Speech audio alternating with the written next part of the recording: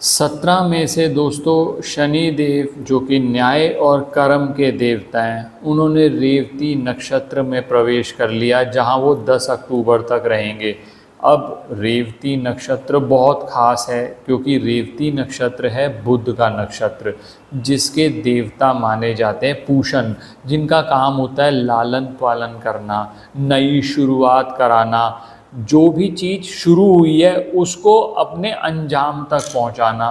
बहुत ही महत्वपूर्ण है ये गोचर, खासकर उन लोगों के लिए जो जीवन में आगे बढ़ना चाहते हैं, जिन लोगों ने मेहनत करनी नहीं, जो बैठे हैं भाग्य के भरोसे, अचानक ही भाग्य में कोई लॉटरी निकल जाएगी फिर काम बन जाएगा। उन लोगों के लिए ये वैसे भी गोचर कुछ लाभ देने वाला नहीं है, क्योंकि ये तो उन लोगों के लिए काम करेगा जिनके पास कोई नई स्किल सीखने की इच्छा है, रिस्क ले सकते हैं। क्योंकि देखो दोस्तों, शनि और बुध, शनि है व्यापार के कारक, बुध है कम्युनिकेशन के कारक, बुध है आपकी वाक्पटुता। बुध कम्युनिकेट करके, दिमाग का प्रयोग करके चीज़ बेच सकता है। अब जितने भी मार्केटिंग के लोग हैं ना, जिन्होंने आगे बढ़ने का सोचा हुआ है, उनके लिए ये बहुत अच्छा पीरियड रहेगा। तो आज के वीडियो में बात करूँगा शनि का रेवती नक्षत्र में प्रवेश क्या इंडिकेट कर रहा है और 12 की 12 राशियों पर इसका क्या प्रभाव पड़ेगा। ये जो हम प्रभाव बात करेंगे चंद्र राशि और लग्न से प्रोवाइड करेंगे आपको। आप इससे देखिए और अपने हिसाब से जहाँ जहाँ सावधानी बता रहा हूँ वहाँ सावधानी बरत लीजिए। क्योंकि आपने टाइटल पढ़ ही लिया होगा, मैंने लिखा है 4 राशियों को सावधान होना चाहिए। दोस्तों वैसे तो सावधान उन लोगों को हो जाना चाहिए जिन्होंने जीवन में परिवर्तन ना करने की कसम खा ली है, मेहनत ना करने की कसम खा ली है। जो लोग अपॉर्चुनिटी देखते हैं ना, उनकी कोई भी राशि होगी उनको फ़ायदा होगा इस गोचर से। तो ध्यान से सुनेगा और उपाय भी बात करूंगा। अब बहुत सारे लोग कहते हैं कि गुरुजी हमारे को ना अपनी राशि नहीं पता, तो हम क्या करें, लग्न नहीं पता, हमारे को डेट टाइम प्लेस नहीं मालूम। तो उनके लिए जनरल उपाय बात करूंगा वीडियो के एंड में। जिनको राशि नहीं पता, जिसको कि वो 3 उपाय जो इस पीरियड में आप करो, काम बनेगा ही बनेगा। मैं विकास मल्होत्रा स्वागत करता हूं आपका लाल किताब एस्ट्रो सेंटर चैनल पर।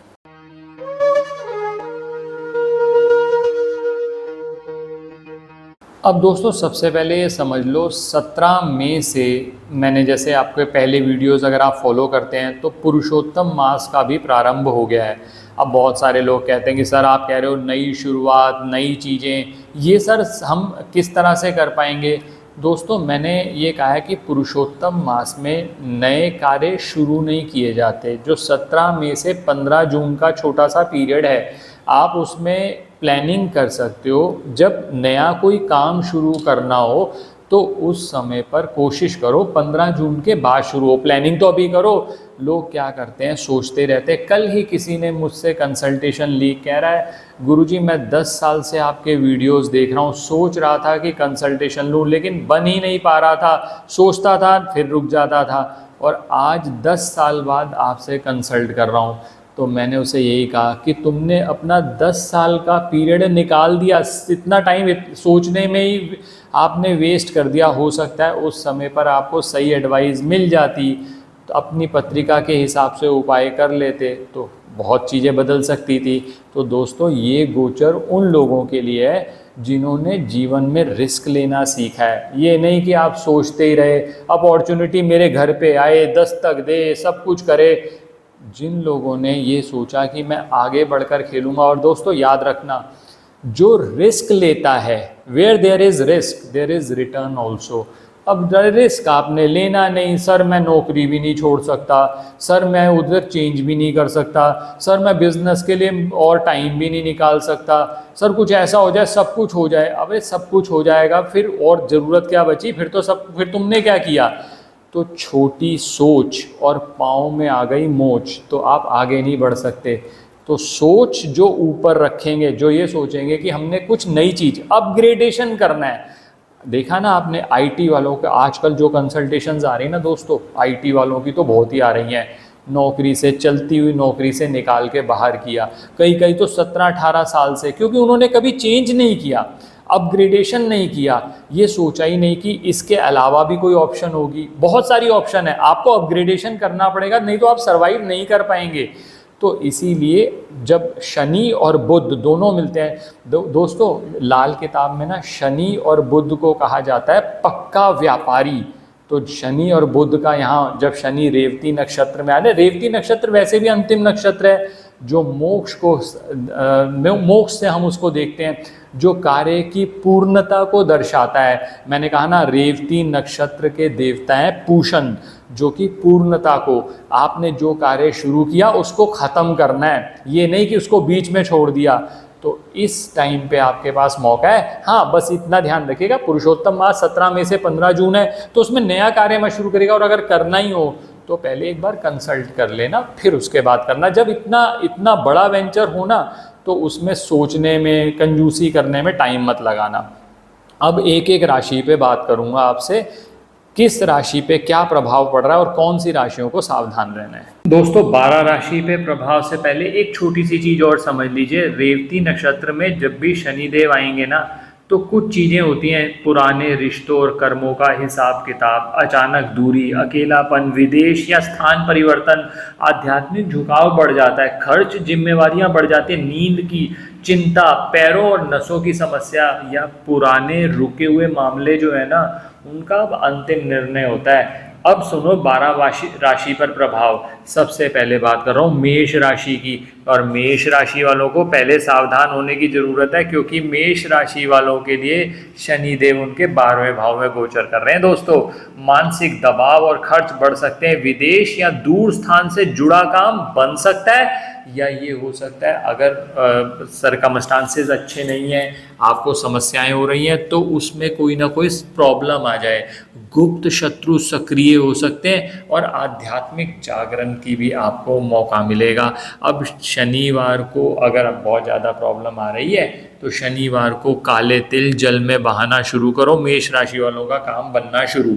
अब बात करता हूँ वृषभ राशि वालों के।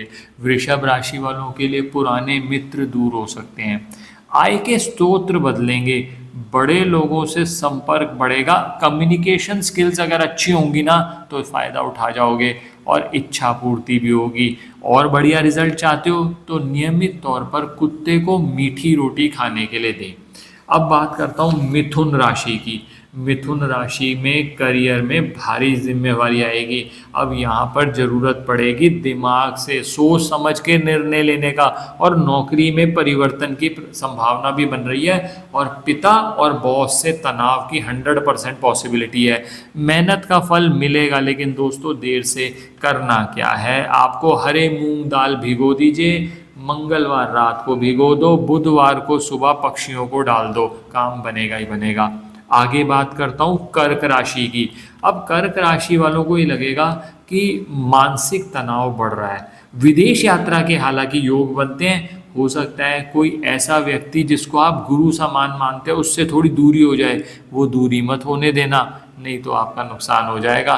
धर्म और साधना में रुचि बढ़ेगी, नियमित तौर पर पीपल में जल दो, इस गोचर का आपको लाभ हो जाएगा। अब दोस्तों बात करता हूँ सिंह राशि की। मैंने पहले मेष राशि का बताया था, थोड़ा सावधान रहना, वैसा ही अब सिंह राशि के लिए भी है, क्योंकि शनिदेव 8वें भाव में गोचर कर रहे हैं। कहीं ना कहीं अचानक परिवर्तन जॉब में हो सकता है या बिजनेस में, स्वास्थ्य और मानसिक तनाव बढ़ेगा, और गुप्त भय, कोई एंग्जाइटी, बहुत देर से सोच रहे हैं, और इनहेरिटेंस की कोई प्रॉब्लम चल रही है ना, प्रॉपर्टी का कोई विवाद चल रहा है, तो उसमें दिक्कत आ सकती है, थोड़ा सा ध्यान रखना। सरसों तेल का छायादान नियमित तौर पर करते रहें, बाकी मैं अंत में उपाय भी बताऊंगा, वो भी ध्यान रखना। अब बात करता हूँ कन्या राशि की। कन्या राशि वालों के लिए रिश्तों की परीक्षा, विवाह में थोड़ी देरी हो सकती है, बिजनेस पार्टनर बदलेगा, लेकिन ओवरऑल बेसिस पे आपको फायदा होगा। पुराने संबंध ख़त्म हो सकते हैं, लेकिन नयों की भी पॉसिबिलिटी बनेगी, नई चीज़ों से, नए लोगों से, नए कॉन्टैक्ट से फ़ायदा होगा। अब जब बहुत ज़्यादा नुकसान हो रहा है, तो जैसा मैंने बताया ना, मंगलवार को रात को हरी मूंग की दाल भिगो दो, बुधवार को पक्षियों को डालना शुरू करो, फ़ायदा होगा। अब बात करते हैं तुला राशि की। तुला राशि में शत्रुओं पर जीत मिलेगी आपको। स्वास्थ्य पर थोड़ा ध्यान रखिएगा, नौकरी में वर्कलोड बढ़ सकता है, लेकिन नौकरी में ग्रोथ के चांसेस भी आएंगे, और कोई कोर्ट केस चल रहा है ना पुराना, वो सुलझेगा। अच्छा चाहते हो और बढ़िया चाहते हो इसमें, तो मजदूरों को नियमित तौर पर भोजन कराओ, किसी दिन भी करा लेना, शनिवार कराते हो सबसे अच्छा है। अब बात करते हैं वृश्चिक राशि। वृश्चिक राशि वालों के लिए वैसे भी बेचारे बहुत मेहनत करते हैं। वृश्चिक राशि वाले आप हमेशा देख लीजिएगा, दिल के साफ, मेहनत बहुत करेंगे लेकिन रिजल्ट बहुत बहुत धीरे मिलता है उनको। बेचारे लगे रहते हैं, 100% मेहनत करेंगे, 10% रिजल्ट आता है, फिर भी बेचारे 90% के लिए फिर कहेंगे और करेंगे और करेंगे, हार नहीं मानते। और यही इसी वजह से वृश्चिक राशि वाले सक्सेसफुल भी होते हैं। अब ऐसे पीरियड में बेनिफिट चाहते हो ना, तो काली गाय को कोशिश करिएगा, थोड़ी मेहनत तो करनी पड़ेगी, नियमित तौर पर रोटी खिलाएं। और ना स्पेकुलेशन मत करना, बहुत ज़्यादा ऐसा मत सोचना कि 100 के सीधा 1 लाख बन जाए, बस वहाँ इन्वेस्टमेंट में लॉस हो सकता है। अब बात करता हूँ धनु राशि, जो तीसरी राशि मैंने सिलेक्ट करी ना, जिन राशि वालों को सावधान रहना चाहिए क्योंकि शनिदेव उनके 4th हाउस में गोचर कर रहे हैं। अब ऐसी स्थिति में कोई हो सकता है माता की सेहत में कोई प्रॉब्लम आ जाना, जमीन या वाहन के मामले में कोई देरी आ जाना, और भीतर एक अकेलापन सा महसूस होगा। अब जब भी ऐसा बहुत ज़्यादा आपको लगने लगे ना, तिल का दीपक घर में जलाना शुरू करो, खासकर शाम के समय। आप देखिएगा समस्याएं धीरे धीरे कम हो जाएंगी। मकर राशि वालों के लिए, मकर राशि वालों के लिए पीरियड बहुत अच्छा है। मेहनत थोड़ी बढ़ेगी लेकिन मेहनत का परिणाम बहुत अच्छा आएगा। यात्राएं करनी पड़ सकती है छोटी छोटी, उससे भी फ़ायदा होगा। और कम्युनिकेशन में और अच्छा हो जाएगा तो बहुत बढ़िया रिजल्ट आएगा। क्या और बढ़िया रिजल्ट चाहिए तो और एक काम करना शुरू करिए, कौओं को नियमित तौर पर पनीर या रोटी खिलाना शुरू करो। आगे बात करता हूँ कुंभ राशि की। थोड़ा सा धन रुक के आएगा, वाणी में कठोरता आएगी, परिवार में जिम्मेवारी बढ़ेगी। ऐसी स्थिति के अंदर थोड़ा सा डिसीजन सोच समझ के लें। अगर नहीं समझ में आ रहा तो किसी व्यक्ति जिस पर आपको ट्रस्ट है उससे कंसल्ट करके काम करो, बढ़िया रहेगा। और थोड़ा बचत की आदत भी डाल लो। और अगर बहुत ज़्यादा आपको दिक्कत आ रही है तो कौओं को नियमित तौर पर पनीर खिलाना शुरू करो, लाभ होगा। अब आखिरी राशि पे बात करता हूँ, मीन राशि, जिसमें मैंने कहा था शुरू में ही कि 4 राशियों को सावधान रहना चाहिए, तो उसमें एक मीन राशि भी है। क्योंकि मीन राशि में इस टाइम पे शनिदेव चल रहे हैं और शनिदेव का गोचर चल रहा है, तो जीवन में बड़ा कार्मिक टर्निंग पॉइंट आने की उम्मीद है। व्यक्तित्व गंभीर होगा अगर सोच समझ के डिसीजन लोगे। पुराने रिश्ते और जीवन शैली में चेंज लाना पड़ेगा, धैर्य रखना पड़ेगा, काम बनेगा ही बनेगा। और अगर ज़्यादा दिक्कत है तो शनिवार के दिन छाया दान करना शुरू करिए, सब काम बनते चले जाएंगे। एक बात ध्यान रखना दोस्तों, रेवती अंतिम नक्षत्र है। यहाँ शनि व्यक्ति के जीवन में अधूरे कर्म को खत्म करवाते हैं, नकली लोगों को दूर करते हैं और आपको आत्मिक परिपक्वता देते हैं। तो ये पीरियड को कैश कर लो, सोचते मत रहना, नहीं तो सोचते सोचते टाइम निकल जाएगा। तो दोस्तों मैंने आपसे बात कर ली राशियों के हिसाब से भी और क्या क्या उपाय करने चाहिए। अब बहुत सारे लोग जैसा कहते हैं कि हमें अपना डेट टाइम प्लेस नहीं मालूम या हमें राशि नहीं मालूम, तो उनके लिए मैं 3 चीज़ें बता रहा हूँ जो कि बाकी लोग भी फॉलो कर सकते हैं, बहुत अच्छे रिजल्ट मिलेंगे इससे।